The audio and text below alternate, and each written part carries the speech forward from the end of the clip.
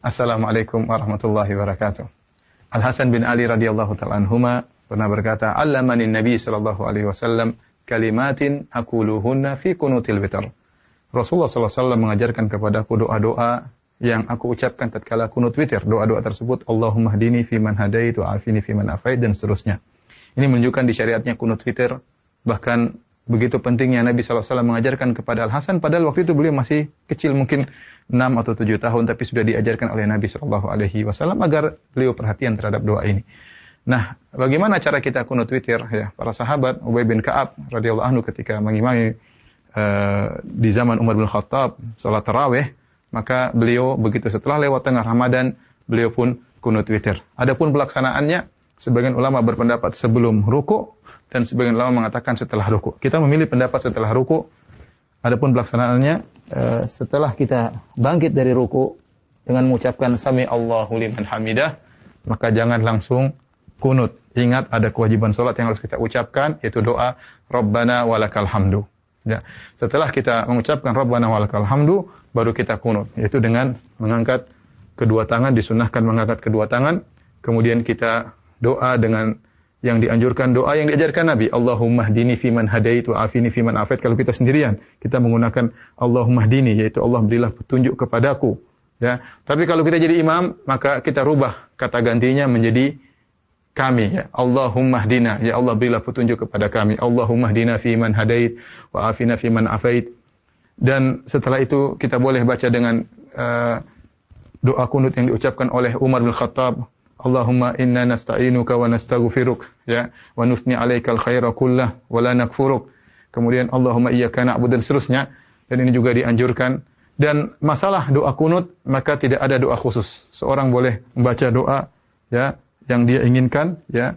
Tidak mengapa dalam doa kunut, sebagaimana dijelaskan Imam Nawawi rahimahullahu taala, tidak ada doa khusus dalam kunut. Tetapi dianjurkan kita membaca doa yang diajarkan oleh Rasulullah sallallahu alaihi wasallam. Hanya saja yang perlu diingatkan, tatkala kita baca doa kunut, apalagi posisi kita sebagai imam, maka jangan lama-lama. Yang sebagian imam, Masya Allah, baca doa kunut sampai 10 menit, sampai 20 menit.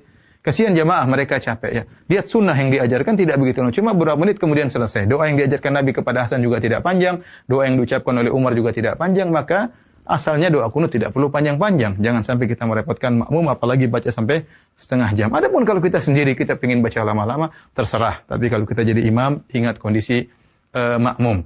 Jadi bebas kita baca dengan doa-doa yang diajarkan oleh Nabi sallallahu alaihi wasallam, atau doa-doa yang dibacakan oleh para imam-imam yang indah-indah boleh kita baca dalam kunut. Kemudian jangan lupa di penghujung kunut kita mengucapkan Allahumma shalli ala Muhammad, atau kita bersalawat kepada Nabi sallallahu alaihi wasallam. Adapun makmum, ya, maka makmum mengaminkan. Kalau imam baca doa Allahumma hdina fiman hadait, maka mereka mengaminkan, ya. Nah, doa Allahumma hdina fiman hadait dibagi menjadi 2 oleh Imam Nawawi rahimahullahu taala.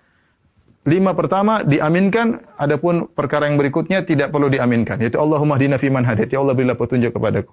Wa afina fiman afait, wa tawallana fiman tawallait, wa barik lana fima a'tait, berilah keberkahan kepada kami, ya, dan seterusnya, wa qina syarra ma qadait, ya, dan jagalah kami dari keburukan.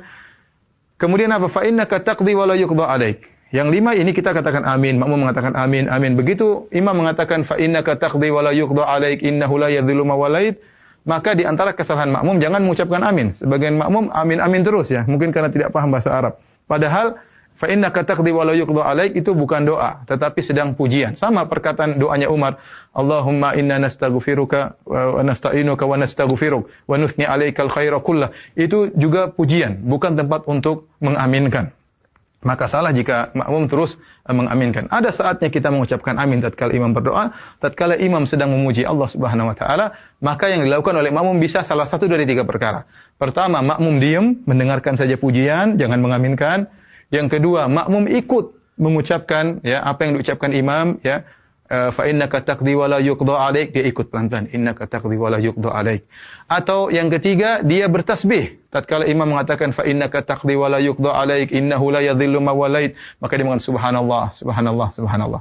Nah, di antara kesalahan makmum adalah mengaminkan semua yang diucapkan oleh imam. Di antara kesalahan kedua, makmum melihat ke atas, tidak boleh mungkin saking khusyuknya kemudian amin amin ke atas, itu juga salah karena dalam salat kita tidak boleh lihat ke atas. Yang ketiga, setelah selesai kunut mereka mengusapkan kedua tangan ke wajah, dan ini diingatkan oleh Imam Nawawi dalam kitabnya Al-Majmu', menukil dari Al-Baihaqi bahwasanya tidak diriwayatkan dari seorang salaf pun dalam salat mereka berdoa kemudian mengusapkan tangan ke wajah. Diriwayatkan dari sebagian salaf, kata Imam Al-Baihaqi, mereka mengusapkan kedua tangan di wajah tatkala berdoa di luar salat. Adapun dalam salat maka tidak ada yang mengusapkan kedua tangannya ke wajahnya. Semoga kita bisa menjalankan kunut witir dengan baik, dan jangan lupakan doa untuk negeri kita, kemudian untuk masyarakat kaum muslimin di dunia, dan semoga wabah segera diangkat oleh Allah Subhanahu wa taala. Wabillahi taufik. Assalamualaikum warahmatullahi wabarakatuh.